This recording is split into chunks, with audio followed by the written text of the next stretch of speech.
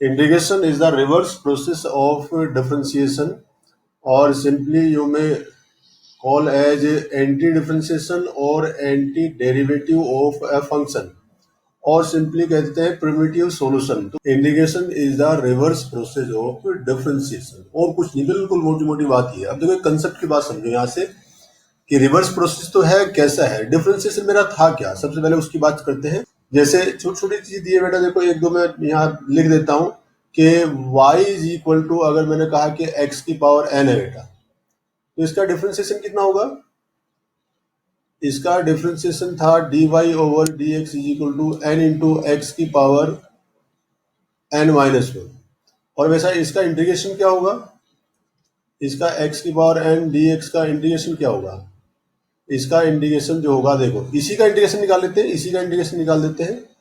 तो इसका इंटीग्रेशन कितना हो जाएगा? n इंटू एक्स की power n minus one D x. जब इसे लिखेंगे तो यहाँ पावर रिड्यूज होती है, देखो, और यहाँ पावर क्या होगा? n बाहर आ जाएगा, वैसी तरीका है, और n minus one plus one, और डिनोमिनेटर में वही आ जाएगा बेटा, n minus one plus one. मतलब क्या हुआ? देखो, अगर x की पावर n का डिफरेंशिएशन निकालना है तो x की पावर n प्लस वन होगा और अपॉन n प्लस वन होगा। और एक टर्म यहाँ जोड़ते हैं c, बस ये समझाना है कि c क्यों ऐड करते हैं, इसे देखना है। ये इससे कैंसिल हो जाएगा, ये इससे कैंसिल हो जाएगा, और ये n इससे कैंसिल हो जाएगा, तो फाइनल x की पावर n आया। बट यहाँ देखो, ध्यान दो एक बार, y is equal to X की पावर n का डिफरेंशिएशन कितना है इसका, और जब इसका मैंने इंटीग्रेशन किया तो यार यहाँ एक टर्म ऐड करते हैं बेटा हम, c क्यों ऐड करते हैं बेटा, इस चीज का ध्यान से देखते हैं। c क्यों ऐड करते हैं? जैसे हमने कहा है कि y is equal to x square का डिफरेंशिएशन क्या होगा बेटा? तो dy over dx is equal to 2x। In the same way अगर हम 2x का इंटीग्रेशन करें तो 2 कांस्टेंट है, बाहर आ जाएगा, x dx, और बेटे फॉर्मूला क्या बताया मैंने अभी, अगर x की पावर जो होगी उसमें ऐड हो जाएगी तो x की पावर 1 प्लस वन हो जाएगा, यहाँ 1 है x की पावर, अपॉन 1 प्लस वन हो जाएगा, तो ये 2 से 2 कैंसिल हो जाएगा, एक्स स्क्वायर आ जाएगा। देखिए एक्स स्क्वायर आ गया, एक्स स्क्वायर का डिफरेंशिएशन 2x था, और 2x का इंटीग्रेशन कितना आया? एक्स स्क्वायर आ गया। अब देखो प्रॉब्लम कहाँ थी, अब देखिए प्रॉब्लम, आपने कहा है कि एक्स स्क्वायर 3 था बेटा, इसका डिफरेंशिएशन निकालना, dy over dx equal to कितना आएगा? 2x, ठीक है ना। और जब 2x का इंटीग्रेशन करेंगे बेटा कितना आएगा? एक्स स्क्वायर, जबकि ओरिजिनल फंक्शन क्या था? एक्स स्क्वायर प्लस 3, और यहां से जब आपने इसका इंटीग्रेशन करेंगे कितना आएगा? एक्स स्क्वायर, जबकि मेरी डेफिनेशन क्या है? मेरा डेफिनेशन ये है कि जब हम एंटी डेरिवेटिव फाइंड आउट करते हैं तो वही फंक्शन आना चाहिए जिस फंक्शन का हमने डिफरेंशिएशन किया था। तो डिफरेंशिएशन जो मैंने किया बेटा वो किसका किया? y is equal to x square plus 3, और जब मैंने जो डिफरेंशिएशन मेरा निकल कर आया यही आएगा भाई, यही तो आएगा, 2x प्लस जीरो, 3 का जीरो हो जाएगा। जब 2x प्लस जीरो का मैं एंटी डिफरेंशिएशन करता हूँ या इंटीग्रेशन करता हूँ तो कितना आएगा? एक्स स्क्वायर आएगा, जबकि ये दोनों फंक्शन क्या होने चाहिए? इक्वल, ये इक्वल नहीं है, तो ये प्रॉब्लम आएगी। तो इस प्रॉब्लम को दूर करने के लिए हम क्या करते हैं, क्योंकि ये क्या होता है, ये फोर ऑल जितने भी यहाँ कांस्टेंट टर्म आएंगी, 2 हो, 3 हो, 4 हो, 5 हो, कोई भी फंक्शन हो, Y square is equal to x square plus कोई भी के लिख दो, वाई इज इक्वल टू, तो बेटा इन सब का डिफरेंशिएशन क्या आएगा? इन सब का डिफरेंशिएशन 2x ही आएगा। यहाँ 1 भी हो सकता है, 2 भी हो सकता है, 3 भी हो सकता है, 4 भी हो सकता है, 5 भी हो सकता है। और जब हम इसका इंटीग्रेशन करेंगे 2x का तो ये हमेशा क्या देगा? एक्स स्क्वायर देगा, तो ये टर्म हमारी गायब हो जाएगी। तो इस टर्म को, ये टर्म हमारी खत्म ना हो, इस टर्म को गायब करने के लिए हम क्या करते हैं, एक पर्टिकुलर कांस्टेंट, यहाँ एक आर्बिट्रेरी कांस्टेंट हम यहाँ ऐड कर देते हैं, ठीक है नहीं। वो आर्बिट्रेरी कांस्टेंट क्या होगा? वो डिपेंड करेगा इस पर जो भी यहाँ आएगा। तो इसलिए हम कहते हैं कि जब हम एंटी डेरिवेटिव किसी भी फंक्शन का फाइंड आउट करते हैं तो वो फैमिली ऑफ कर्व देता है। अगर मैं कहूँ y is equal to x square है बेटा, इसका एंटी डेरिवेटिव फाइंड आउट करो, तो एंटी डेरिवेटिव का मतलब क्या है? X square D x is equal to कितना हो जाएगा? X cube upon 3 plus C. C is an arbitrary constant. Interview में या किसी भी उसमें आपसे पूछा जा सकता है कि भाई ये सी क्या है, सी इज एन आर्बिट्रेरी कांस्टेंट, क्योंकि जो एंटी डेरिवेटिव होता है वो फैमिली ऑफ कर्व को रिप्रेजेंट करता है बेटा, वो फैमिली ऑफ कर्व को रिप्रेजेंट करता है। कैसे, देखिए अभी मैं एक एग्जांपल लेता हूँ छोटा सा हूँ आपको। y इज इक्वल टू, मैंने मान लिया मैंने 2x है, सपोज करते हैं थोड़ी देर के लिए मान लिया मैंने, और इस फंक्शन का बेटा एंटी डेरिवेटिव फाइंड आउट करो जरा, कितना बनेगा। इसका एंटी डेरिवेटिव ऐसे लिख देते हैं, y dx is equal to 2x dx is equal to x square plus C हो जाएगा बेटा, ठीक है नहीं। ये c क्या शो करता है देखो, ये y is equal to 2x था, इसने क्या दिया, ये एक पर्टिकुलर फंक्शन था बेटा, और इसने क्या दिया, एंटी डेरिवेटिव जब फाइंड आउट किया तो ये family of curve the. c क्या हो सकता है, c इज आर्बिट्रेरी कांस्टेंट होगा बेटा। देखो फंक्शन तो एक ही मिलेगा, लेकिन क्या देगा, उस फंक्शन की फैमिली देगा बेटा। देखो कैसे देगा ये देख लेते हैं बेटा। सबसे पहले हम c is equal to 1 put करते हैं। सबसे पहले c is equal to 0 put करो बेटा। 0 कुछ भी हो सकता है c में। अगर c इज इक्वल टू 0 है तो क्या कर्व बनेगा, देखो कर्व क्या बनेगा, एक्स स्क्वायर प्लस 0 बनेगा बेटा, यानी कि एक्स स्क्वायर मान लेते हैं, ये डिफ्रेंसिएशन हुआ आई आया है, इंटीग्रेशन जो आया है मेरा आई आया है, आई 0 मान लो इसे, तो ये कितना हुआ, I is equal to x square हुआ बेटा। ये भाई को ऑफ करो, कौन किसका ऑन है, मैं। तो ये कौन सा कर्व बना बेटा, ये पैराबोलिक कर्व बनेगा। किस तरह से बनेगा, ये जो पैराबोलिक कर्व होगा आपका इस तरह से बन जाएगा, और ये आपका ऐसे निकल जाएगा, ठीक है नहीं। चलिए अब हम कहते हैं कि I1 निकालते हैं, इसे लिख देते हैं बेटा हम, ये मेरा क्या है, I0 है। चलिए c is equal to 1 put कीजिए बेटा, c is equal to 1 put करेंगे तो I1 कितना आ जाएगा, I1 आ जाएगा आपका X square plus 1। X square plus 1 को ड्रा करें बेटा, when x is equal to 0 तो क्या कर्व बनेगा, जब बेटा x इक्वल टू 0 होगा तो 1 से जाएगा कर्व। देखो ये कर्व जो बनेगा वो इस टाइप से बनेगा, बनेगा नहीं। ये I0 था, ये I1 है। अब c is equal to 2 put कीजिए तो I2 जो बनेगा वो क्या बनेगा, एक्स स्क्वायर प्लस 2। तो एक्स स्क्वायर प्लस 2 यानी कि 0 से x इक्वल टू जब 0 रखेंगे तो 2 हो जाएगा, तो कर्व आपका जो होगा वो कैसे जाएगा, वो ऐसे जाएगा। इन द सेम में जब 3 रखेंगे तो कर्व कैसे जाएगा बेटा, वो ऐसे जाएगा। जब 4 रखेंगे तो कर्व कैसे जाएगा, ऐसे जाएगा। और जब आप -1 रखेंगे, c इज इक्वल टू -1 रखिए, तो c इज इक्वल टू -1 रखेंगे बेटा, तो I-1 कितना आ जाएगा, एक्स स्क्वायर -1। तो x इक्वल टू जब 0 रखेंगे तो कर्व कहाँ होगा, यहाँ होगा बेटा। देखो तो आप ड्रा कर लो, ऐसे जाएगा। जब -2 रखेंगे तो कैसे जाएगा, तो ऐसे जाएगा। जब -3 रखेंगे तो कैसे जाएगा बेटे, तो ऐसे जाएगा। चेक कर लो, ऐसे करते करते जो भी रखोगे आप, तो देखो ध्यान से देखो, कर्व में कोई चेंज नहीं है बेटा। कर्व की नेचर वही है, पैराबोला है। जब चेंज क्या हो रहा है, उसका एक्सिस चेंज हो रहा है उसका। जब आप जैसे जैसे सी पुट करते जाएंगे वैसे वैसे वो उसका एक्सिस चेंज होता रहेगा। अगर मैं यहाँ एक लाइन ड्रा करता हूँ, कहीं भी लाइन ड्रा करता हूँ, ऐसे देखो,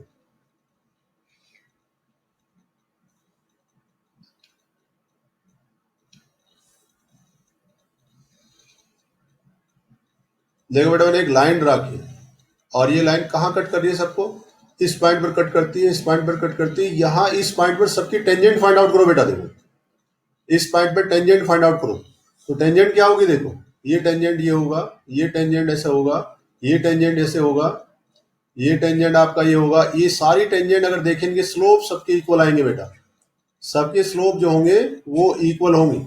किसी भी पॉइंट पर टेंजेंट फाइंड आउट कर लो तो स्लोप जो होंगे बेटा इक्वल होंगे। क्यों होंगे, कि y इज इक्वल टू जो उसने कहा था 2x प्लस सी, इस c से इस कर्व के स्लोप पर कोई फर्क नहीं पड़ेगा, या पड़ेगा बताओ, स्लोप तो बेटा इसका 2 ही रहेगा। ये हमने 11th क्लास में पढ़ा था। तो c की कोई भी वैल्यू रखिए आप, अगर यहाँ 3 होता, +3 होता तो क्या इसका स्लोप बदलता, यहाँ +4 होता तो क्या स्लोप बदलता, यहाँ 5 होता तो क्या स्लोप बदलता। तो ये जो अगर कोई पर्टिकुलर पॉइंट पर भी फंक्शन दिया है, तो जब इसका प्रिमिटिव सोल्यूशन निकाल लेंगे, तो प्रिमिटिव सोल्यूशन हमें कहता है कि वो उसका एंटी डेरिवेटिव कर्व देगा और उस कर्व की फैमिली देगा। इसे बोलते हैं पैराबोलिक फैमिली। ये मेरी है पैराबोलिक फैमिली है बेटा। हाँ, ऐसा नहीं है कि जैसे सी की वैल्यू बदली तो ये पैराबोला की बजाय कुछ और कर्व बन गया। अगर ऐसा है तो फिर तो गलत है, फिर तो प्रिमिटिव सॉल्यूशन है ही नहीं, फिर तो एंटी डेरिवेटिव है ही नहीं। ये कोई भी कर्व उठाओ, उस कर्व के किसी भी पॉइंट पर स्लोप फाइंड आउट करेंगे, हर एक कर्व का स्लोप जो होगा बेटा किसी भी पॉइंट पर वो इक्वल आएगा। अगर कोई लाइन ऐसी ड्रा करते हैं जो सारे कर्व को इंटरसेक्ट करती है, ये नहीं कि आपको कि जी यहाँ अलग है यहाँ अलग, तो होगा ही होगा। इस कर्व को यहाँ कोई भी लाइन ड्रा कर लो किसी भी पॉइंट पर, ऐसे ऐसे कोई लाइन ड्रा कर लो, तो यहाँ स्लोप फाइंड आउट करोगे, देखो यहाँ भी स्लोप जो होगा बेटा वो क्या आएगा, पैरेलल आएगा। ठीक है नहीं, बस यही कंसेप्ट था सबसे इम्पोर्टेंट। एक बार एनसीईआरटी में अच्छे से बैठ के पढ़ना, उसने बहुत अच्छे से दिया है इस मामले में। एनसीईआरटी बहुत अच्छी बुक है, तो वहां आप देखोगे हर पॉइंट पर जो है मेरा स्लोप जो है बेटा वो इक्वल आएगा। तो इसीलिए इस चीज को रिमूव करने के लिए कि वहां क्या था, क्या सोल्यूशन आएगा, हमने सी ऐड कर दिया। अगर वहां 2x था तो इनिशियल कंडीशन देंगे वो 0 आ जाएगा। अभी हम देखेंगे आगे जब डेफिनेट इंडिकेशन फाइंड आउट करेंगे तो वहां हम ये इंश्योर कर लेंगे कि भाई कौन सा कर्व है। यहाँ हमने कहा कि वो कहेंगे सर सी तो आपने बहुत सारे जोड़ दिए, लेकिन हमारा तो 2x था, तो ठीक है, जब हम आगे सोल्व करेंगे इस सी की वैल्यू 0 आ जाएगी। इफ क्या लिखेंगे बेटा, देखो कहने का मतलब ये हुआ, if d over dx of phi x plus c is equal to phi dash x,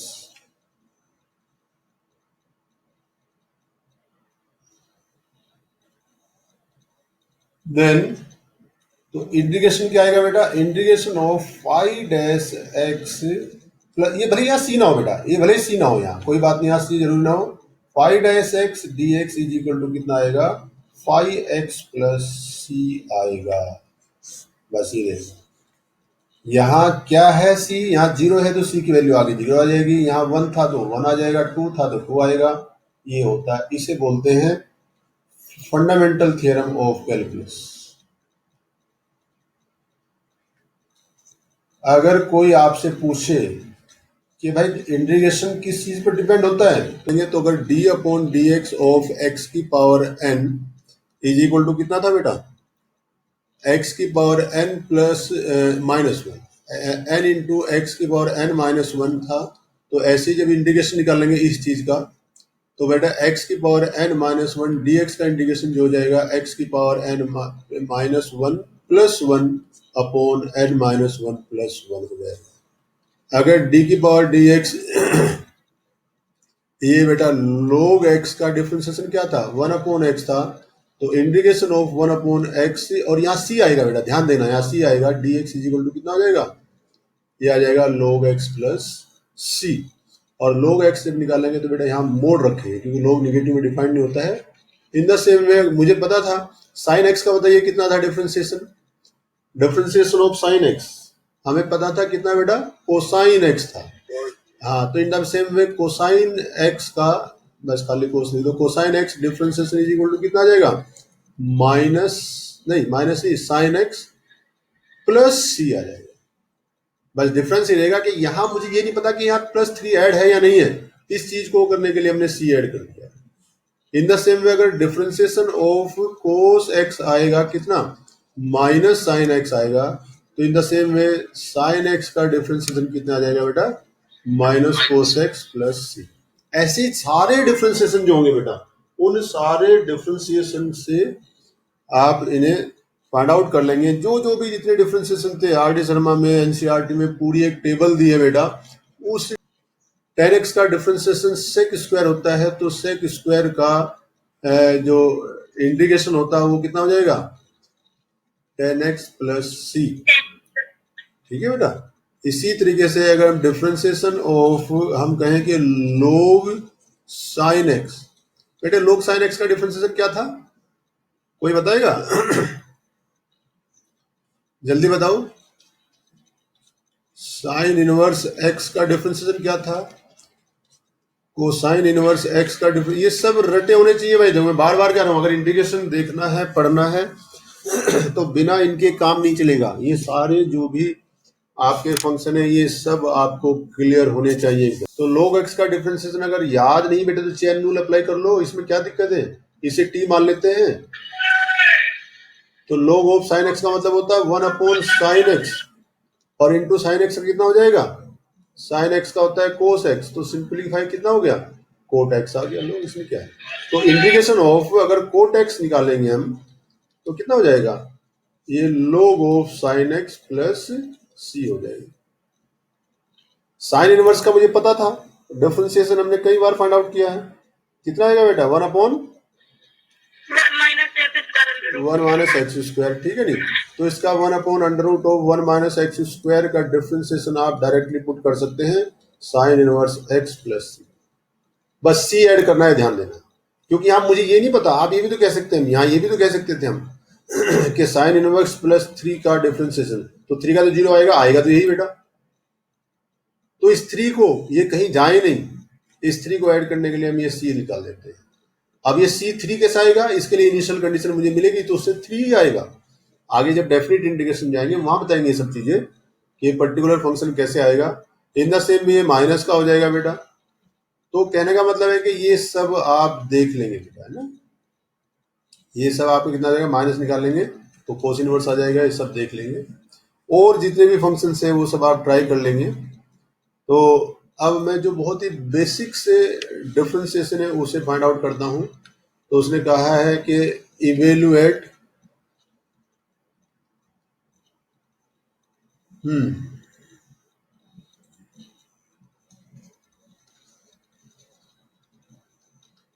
following integration.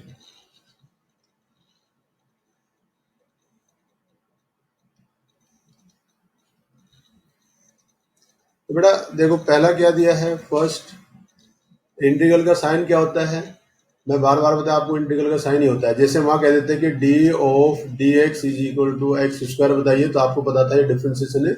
ऐसे अगर मैं यहाँ कहूँ कि ये बताइए x² कितना आएगा, तो बताइए कितना आएगा, √(x) कितना आएगा, dx लिख देते हैं, ठीक है नहीं।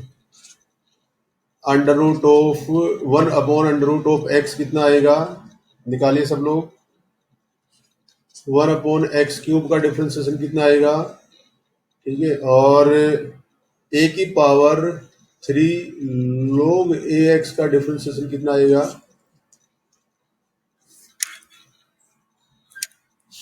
अब कुछ नहीं, अब तो एंटी डेरिवेटिव करना बेटे, फॉर्मूले कोई नया फॉर्मूला नहीं, कुछ नहीं, सब वही स्टार्ट करने हैं जो मैंने वहां बताए थे आपको, कोई नई चीज नहीं।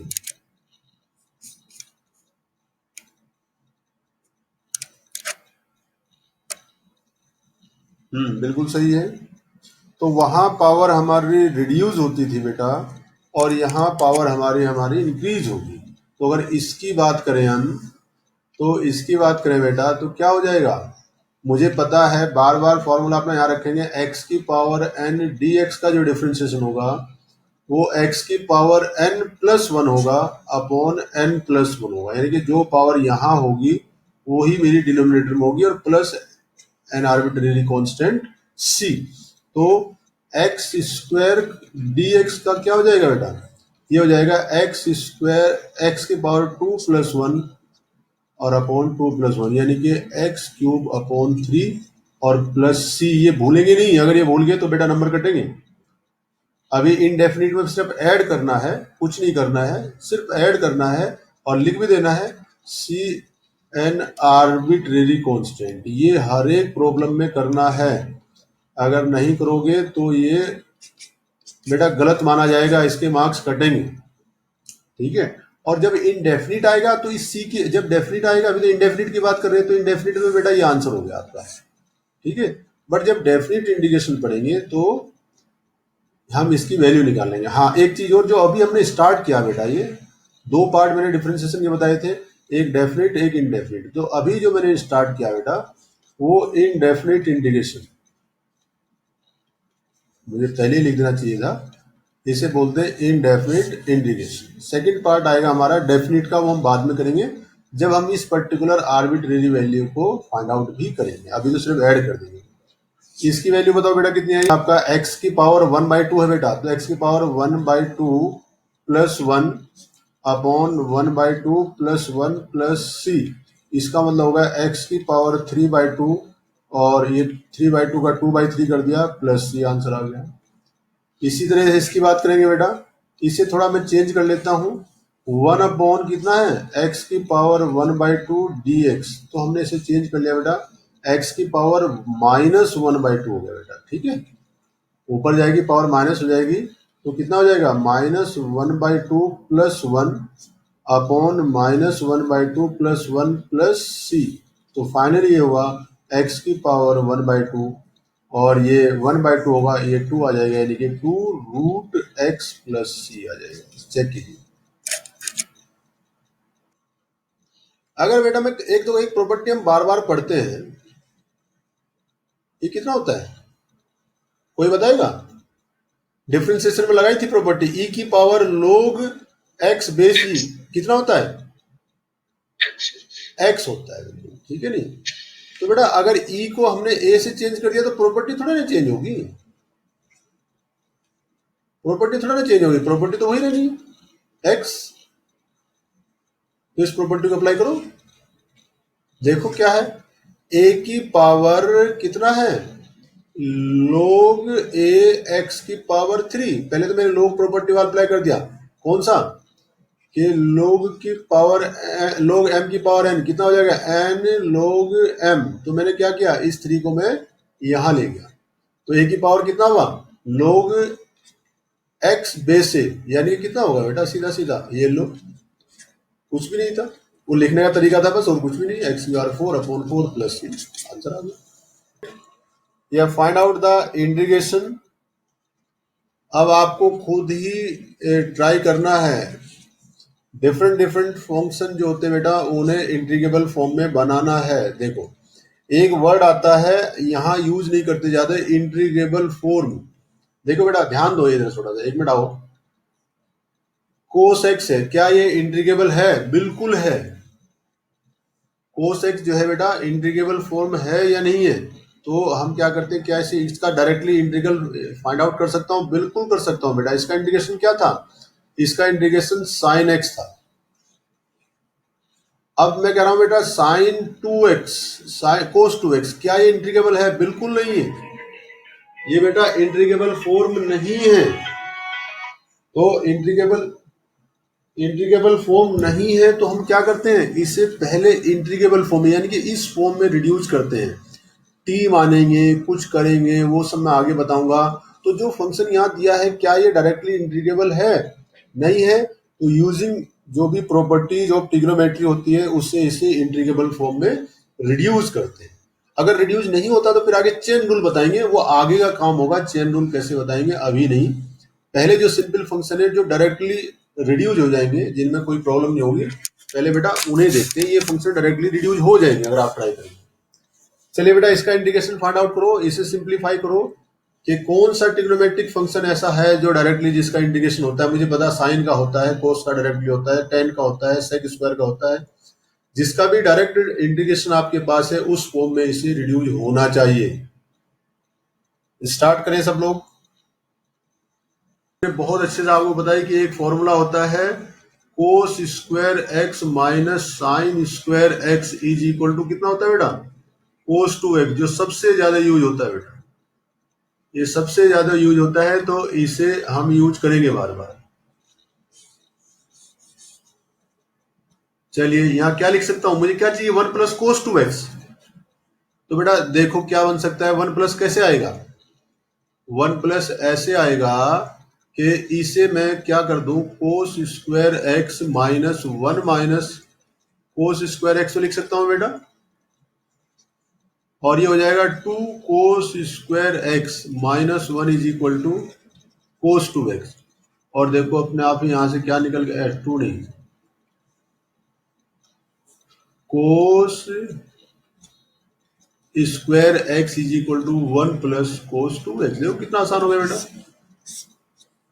तो in place of this one क्या लिख सकता हूं, 2/2 कोस स्क्वायर एक्स dx। यही क्यों बनाया मैंने, देखो आपको एकदम दिख जाएगा, अगर फॉर्मूले याद है तो दिखेगा। कोस स्क्वायर का क्या होता है, सेक स्क्वायर। अभी देखो थोड़ी देर पहले मैंने आपको एक टेबल लिखवाई थी, यहाँ देखो इंटीग्रेशन ऑफ सेक स्क्वायर क्या होता है बेटा? 10x। Integration of sec square कितना? क्योंकि 10 का डिफरेंशिएशन सेक स्क्वायर होता है, तो सेक स्क्वायर का इंटीग्रेशन क्या होगा? 10x होगा। तो ये क्या लिख सकता हूं मैं? ये होगा मेरा 10x प्लस c आंसर है। किसी को कोई कंफ्यूजन है बेटा? चेक कीजिए, इसमें कोई नई चीज नहीं है। इसे अब 1 प्लस कोस 2x को हम 2 कोस स्क्वायर लिख सकते हैं, और बेटा इसे क्या लिख सकते हैं? 2 तो ऊपर है, ये 2 साइन स्क्वायर है, 2 से 2 कैंसिल हो जाएगा, और ये मेरा आ जाएगा I think cosec square x D x. और ये किसका फॉर्मूला होता है? माइनस कोट एक्स का होता है प्लस सी। हाँ, इसका क्या किया बेटा तुमने? दूसरे वाले में क्या बताया मुझे बताओ जरा, आंसर बताओ दूसरे वाले का। 10x प्लस सी आया क्या? हाँ बिल्कुल सही है, 10x प्लस सी ही आएगा।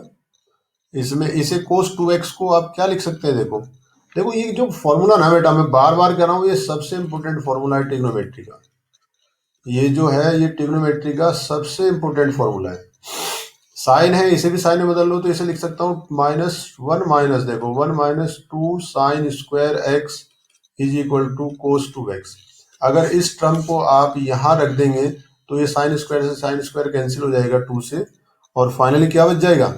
फाइनली 1 अपॉन कोस स्क्वायर एक्स डी एक्स बन जाएगा। और मुझे पता है ये क्या होता है, ये सेक स्क्वायर होता है, और इसका क्या होता है? 10x प्लस सी। मैं थोड़ा जल्दी कर रहा हूँ, ये छोटी सी बात है। इसकी बात बताओ बेटा। अच्छा हाँ चलो, इससे पहले एक छोटी सी प्रॉपर्टी और देख लेते हैं बेटा। एक प्रॉपर्टी इधर एक बार चेक करो। हमने कहा था कि डिफरेंशिएशन ऑफ, अगर मैं बताऊं आपको कि भाई C1 अभी नहीं यूज करते क्योंकि C1 यहाँ थोड़ा अलग हो जाता है, हम K1 लिख देते हैं। K1 is any constant K1 F1x plus K2 F2x plus K3 F3x and so on भी हो सकता है, बट मैं 3 ले लेता हूं। तो बेटा क्या था, जो कांस्टेंट है वो बाहर चले जाएगा और अलग अलग फंक्शन का हम डिफरेंशिएशन करते हैं। K2 D over dx of F2x और प्लस K3 और D over dx of F3x, ये हो जाएगा बेटा।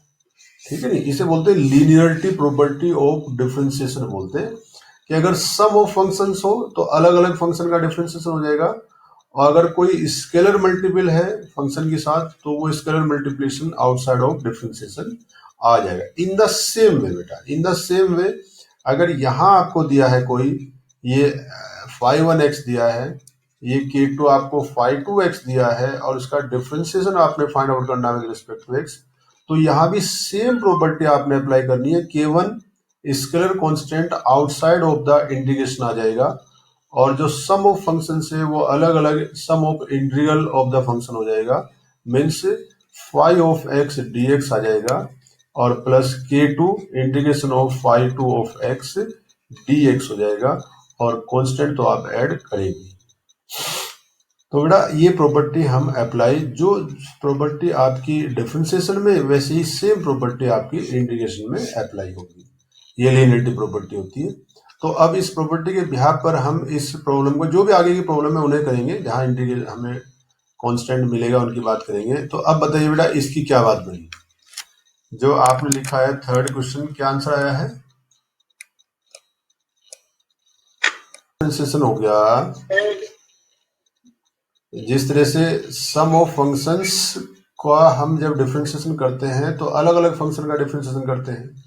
ठीक है, अगर मेरे पास सम ऑफ फंक्शंस है, यहाँ देखो नीचे वाली प्रॉपर्टी को देखो ही नहीं, उसमें कुछ है ही नहीं, और ये मैं बता चुका हूँ पहले। देखो अगर मेरे पास सम ऑफ फंक्शंस है K1 K2 K3 तो कांस्टेंट है, तो जब हम इनका डिफरेंशिएशन करते हैं तो अलग अलग फंक्शन का डिफरेंशिएशन हो जाता है, और जो कांस्टेंट है वो डेरिवेटिव से बाहर आ जाता है। तो जब इसका डिफरेंशिएशन करेंगे, पहले इसका करेंगे, फिर इसका डिफरेंशिएशन करेंगे, फिर इसका डिफरेंशिएशन करेंगे बेटा।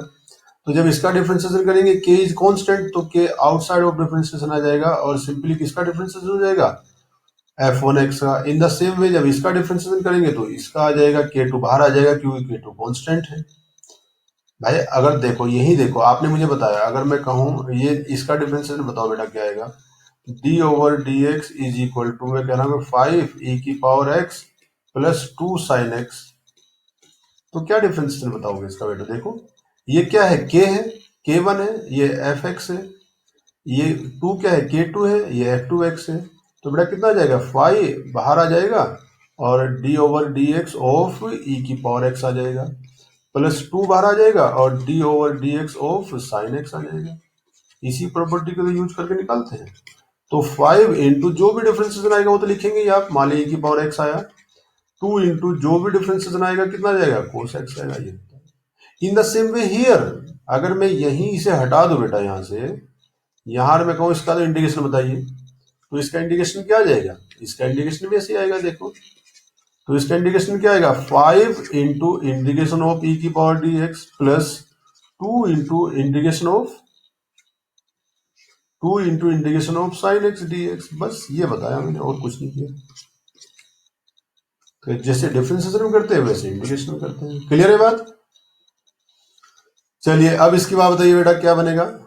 तो इसे मैं क्या लिख सकता हूँ, थोड़ा सिंप्लीफाई कर लेते हैं। देखो मैं कहा ना अभी एक टर्म यूज की मैंने, इंटीग्रेबल फॉर्म, कि क्या ये फंक्शन डायरेक्टली इंटीग्रेबल है, तो डायरेक्ट लिख देंगे, नहीं है तो उसे इंटीग्रेबल फॉर्म में रिड्यूस करेंगे। तो बेटा ये फंक्शन क्या है, 3 की पावर x प्लस 2, इसका इंटीग्रेशन तो मुझे पता है, a की पावर x का इंटीग्रेशन क्या होगा ये तो मुझे पता है। भाई पहले ये देख लो a की पावर x का डिफरेंशिएशन क्या होगा, अगर आपको याद नहीं है तो निकाल लो a की पावर x का डिफरेंशिएशन क्या होता था। तो a की पावर x होता था और log a होता था, यही था ना। अब इसका इंटीग्रेशन निकाल दो, तो इसका इंटीग्रेशन कितना आएगा, ये आना चाहिए a की पावर x, तो ये आ जाएगा a की पावर x log a का इंटीग्रेशन कितना हो जाएगा बेटा, ये हो जाएगा a की पावर x। ठीक है, और फाइनली मैं अगले पेज पर जाता हूं यहां से, तो a की पावर x का जो इंटीग्रेशन हो जाएगा बेटा वो a की power x upon log a plus c हो जाएगा।